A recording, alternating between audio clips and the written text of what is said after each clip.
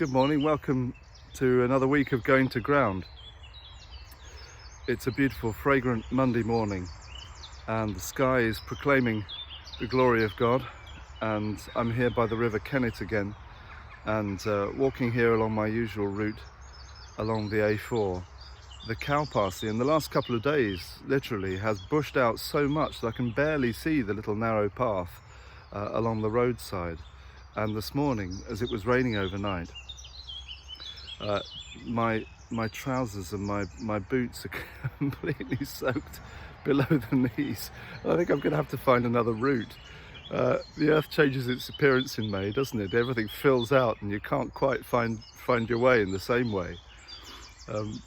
Very quickly we find habitual, familiar paths that tell us not only where we are, but who we are, where we hang our coat, where we leave our keys, the way we walk round the house into the garden.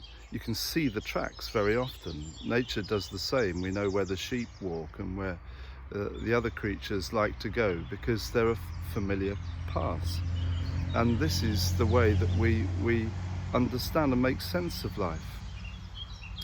And when familiar routes are disrupted and changed or blocked in some way, as we've found in the last couple of months, it's deeply unsettling. But there are also moments of genuine creative change in our lives, because these are the times when we're opened to new ways and new paths.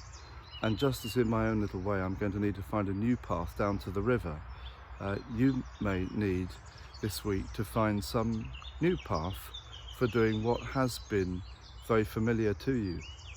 This runs very deeply in our culture and our life for centuries and centuries.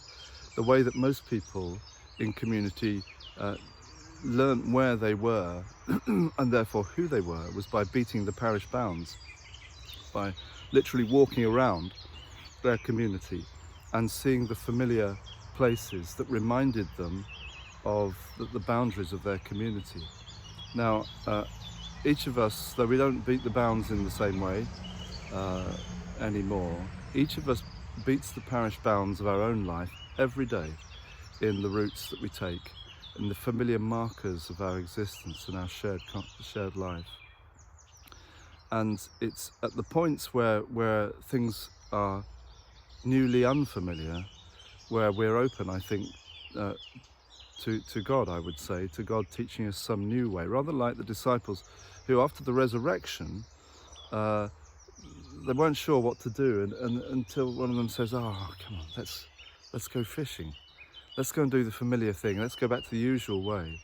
And they do it, but they find in an encounter with the risen Christ that old way completely transformed, and the route of their life takes a new direction. So I wonder what that will mean for you this week. And God bless you as you walk your route and as you go to ground.